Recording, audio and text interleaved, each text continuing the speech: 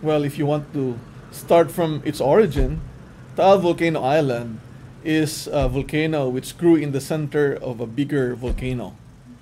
The current crater of that big volcano, which we call Taal Caldera, would be Taal Lake. And Taal Lake was formed after a series of major explosions. And after that, the lake was essentially, the crater was filled with water. And soon after, Taal volcano grew in the center. So essentially, Taal volcano has been erupting 33 times since the 1500, and it is the second most active volcano in the country. But because of its water on the main crater and the lake surrounding the volcano island, the explosion is actually more serious than if the volcano is situated just on land. So therefore, the hazards that would be brought by volcanic eruptions would really be very dangerous, and it all depends on where people are, if they're near or far.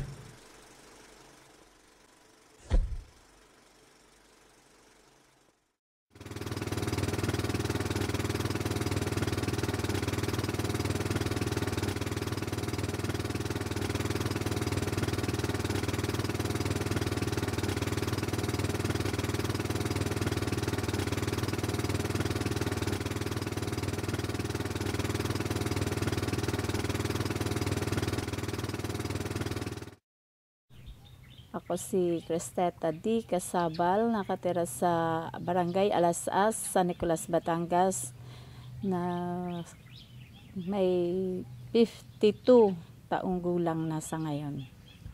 4 taon na ako nang pumutok ang bulkan, so nagpunta na kami sa kabila, sa mainland. Tandang-tanda ko na noon nung ako pasaan ng aking tiyuhin nang pumunta doon sa kabila na lumikas kami. Donya, excuse me.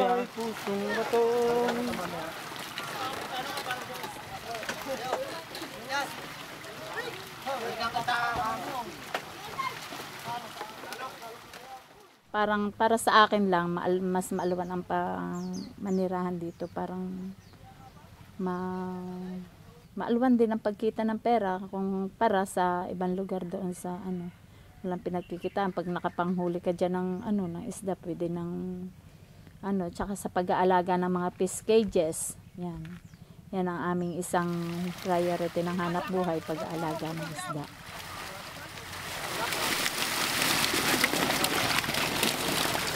Bye. Ako si Mrs. Catherine Aquino Kay. Simula nung ako'y pinanganak, dito na ako tumira at dito ko na rin nakilala yung aking naging asawa. Tapos, kami dito naghahanap buhay sa fish cage, itong aming kinabubuhay mula nang maging asawa ko siya. Bukod sa dito na nga kami ipinanganak, dito kami mas naaluan na ng buhay namin.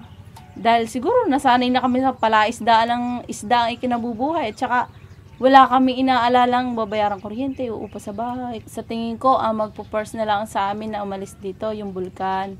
Dahil lalo na ngayon may school. Hindi na namin po problemahin na walang school ang mga bata, kailangan nating lumipat.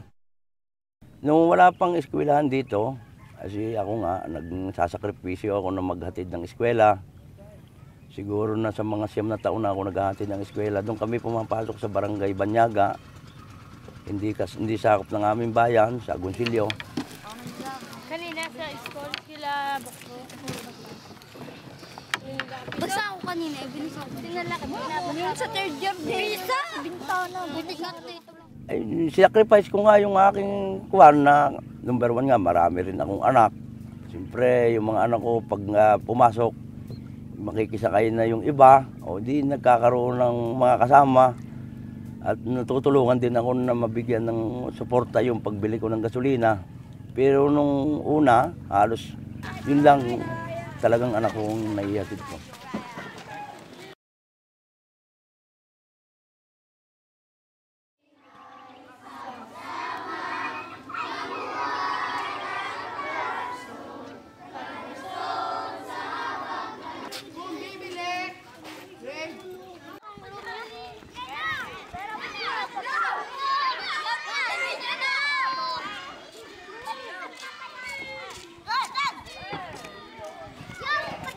mga tao humiling na sana magkaroon ng school dito sa Alas-as para hindi natatawid ng dagat dahil minsan lumalaking alon, nagiging kumbaga nervous na magulang dahil dagat yan. Ay di ngayon nag-request ang mga magulang, lumapit kay Kapitan Jimmy, tapos si Kapitan Jimmy ang pumunta kay Mayor at nag-suggest na ang gusto ng mga taga rito ay magkaroon ng school. Talaga namang napakahalaga ng school talaga, lalo na sa ganitong area. Ay di, syempre, una, iisipin nila na ang hirap magbigay ng school sa ganitong lugar dahil nga ng bulkan. Dahil nagkaroon na dating nakaraang experience na merong school dito, natabunan lang ng bulkan. So, di, ganun pa man, lumapit pa rin sila kay Mayor Sandoval ng San Nicolas. Ay di, sa tulong-tulong siguro, narinig ko na ang tumulong ay si Vilma Santos, si Natanawan, si Mayor Sandoval. Nag-start yung ating paggagawa ng school dyan dahil according to DSWD ay napakarami na ang nanirahan dyan dahil kasi kita naman natin nagkaroon ng piscage zone dyan. So number 1 ay nagkaroon ng mga tao, dumami at sila nag-aalaga ng mga isda, nandun ang kanilang pamilya.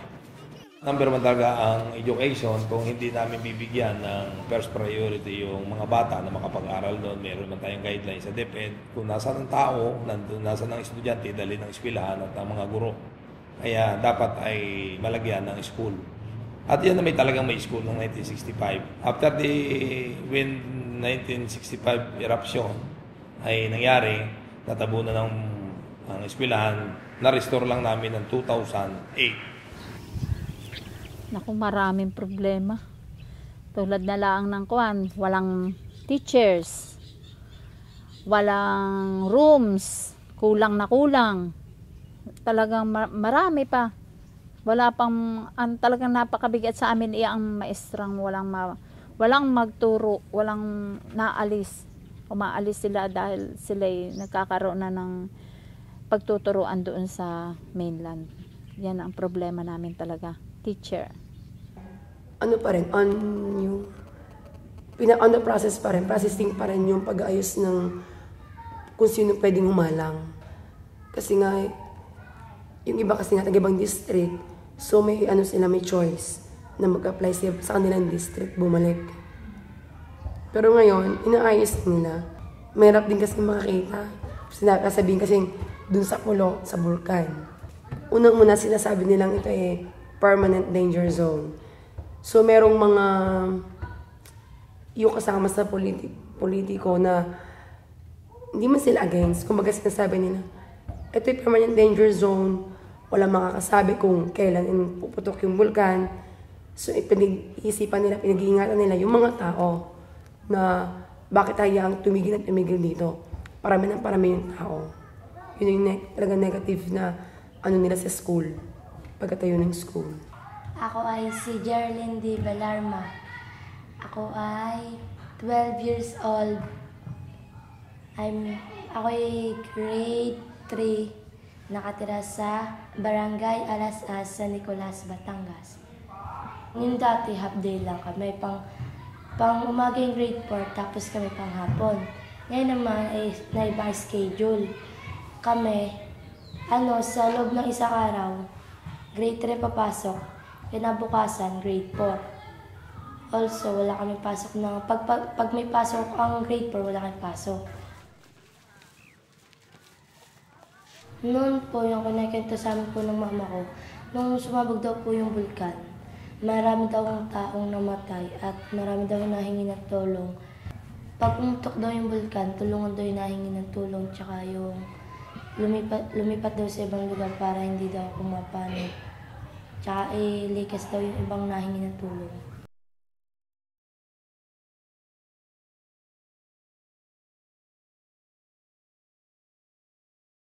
It's a magnet. People anywhere want their children educated.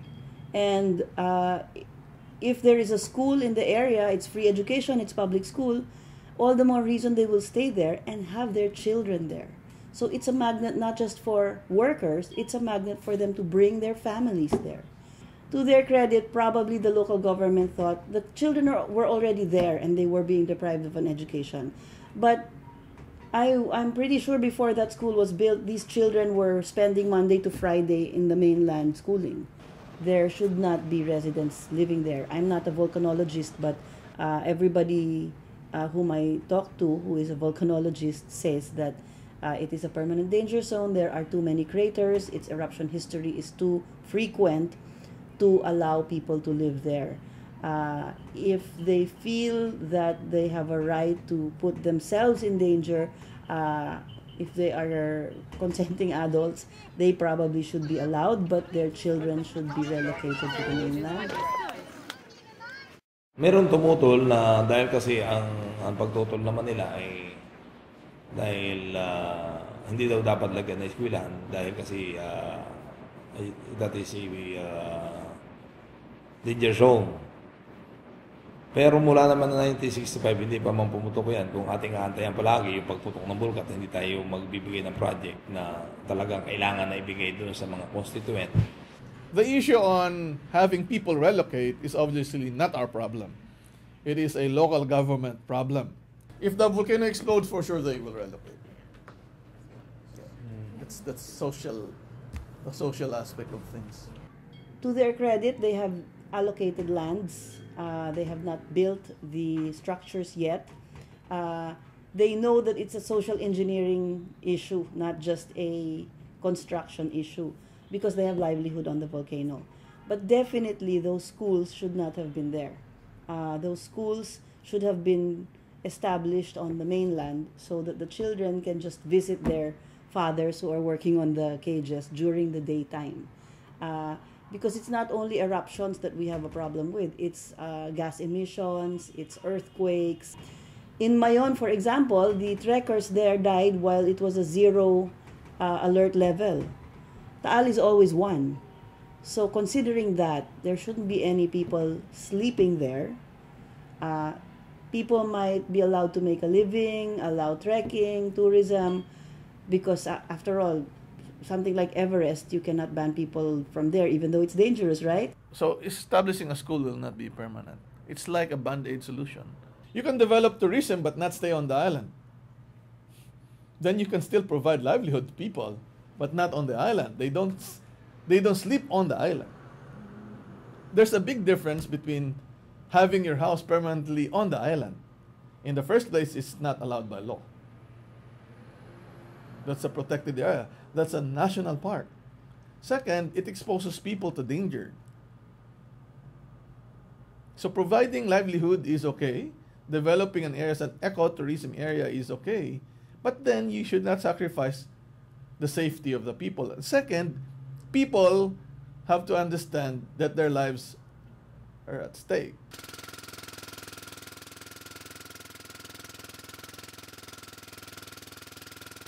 Talagang napakalaking bagay na magkaroon ng eskwelahan dyan sa amin. Para sa akin laang. Dahil ako'y may anak pang grade 2 na nag-aaral dyan. Ay, kaya ako nga gusto silang makapag-aral para maiba naman sa amin ang kanilang pamumuhay na hindi katulad laang namin na kung ano na laang kami ngayon, gayon pa rin sila pagdating ng panahon. Ang gusto ko talaga ay makapag-aral sila, makatapos ng kanilang pag-aaral. Kaya kahit papano, ginagapang namin sila kahit naghihirap. Para sa akin palibasa, hindi ako nakatapos ng college. Ang pangarap ko para sa mga anak ko at para sa mga taga rito, sana especially sa mga anak ko, makatapos sila ng pag-aaral nila lahat hanggang college. Yun lang ang pinapangarap ko at sana maging successful sila someday.